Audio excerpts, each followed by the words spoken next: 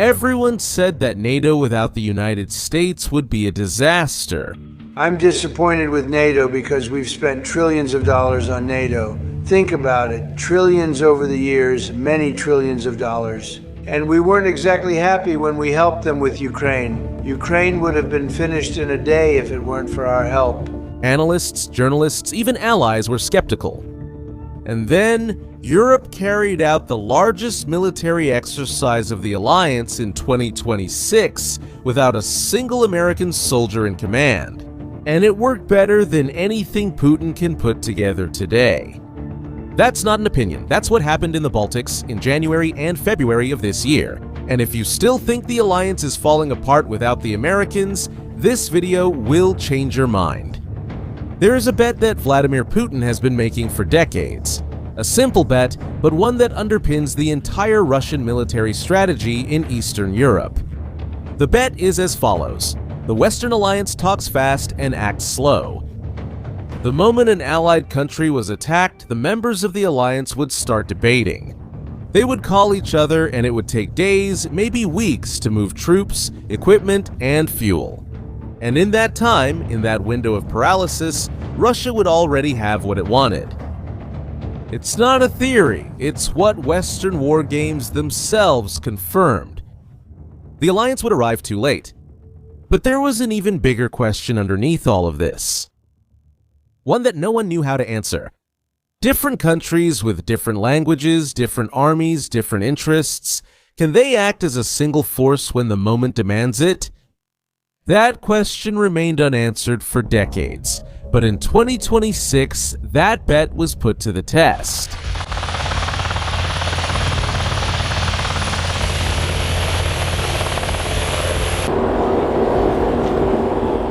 The results surprised the Kremlin.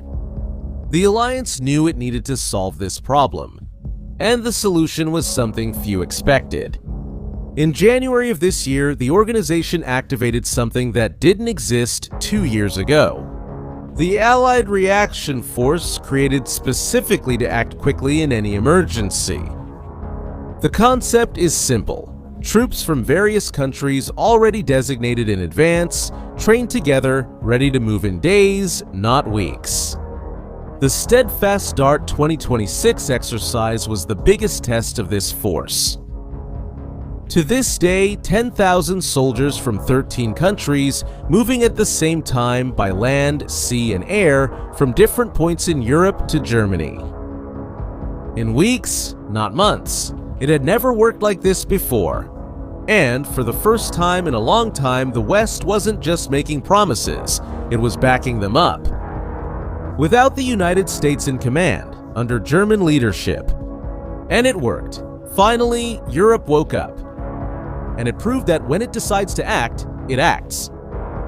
The German Minister of Defense personally oversaw the maneuvers. His statement was short and direct. The alliance is united and ready for action. It wasn't just talk, it was what he saw with his own eyes. But the exercise delivered something that no official statement had prepared the world to see. Try to guess what happened next.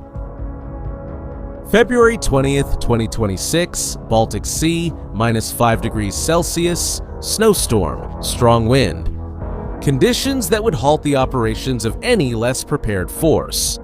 A drone took off from the deck of a Turkish warship, the Anadolu. It flew over the frozen sea. It located a target. It fired 2 precision-guided missiles. It hit. And it landed back on the ship by itself autonomously. It looks simple, but it's not. It was the first time in the Alliance's history that a combat drone took off from a ship, attacked a target at sea, and returned. It had never happened before. And it was Turkey that wrote that chapter, not the United States, not the United Kingdom. Turkey, with technology developed within its own country in the Baltic Sea, at Russia's doorstep.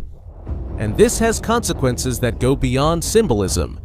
A relatively cheap drone operating from a ship forces the enemy to invest in increasingly expensive defense systems, resources that Russia at this moment simply cannot divert from Ukraine. And it wasn't just the drone. In the same exercise, Spanish soldiers dove into freezing waters to prepare the coast before the landing. German fighter jets swept the airspace. Turkish and Spanish special forces descended from helicopters onto the beach under covering fire. All coordinated, all integrated. 13 countries operating as a single organism. That's what Putin spent decades saying would never happen. The Alliance Secretary General gave the number in January this year. Russia is losing between 20 and 25,000 soldiers per month in Ukraine. Per month. Western estimates indicate that since 2022, Russia has already accumulated more than 1,200,000 casualties, including dead and wounded. Russia and China keep saying that the Western alliance is dead, divided, and weakened. Meanwhile, 13 countries operated together as a single army without anyone needing to call the United States for permission. Think about that for a second. While the alliance was training to integrate drones, aviation, and ground forces, Russia was throwing its soldiers against Ukrainian positions at the cost of thousands of lives per week.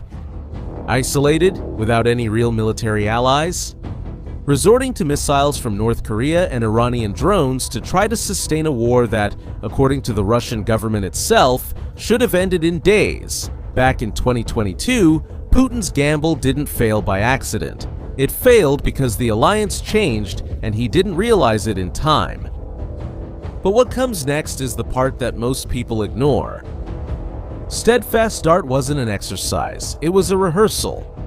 The Allied reaction force will grow, the exercises will escalate.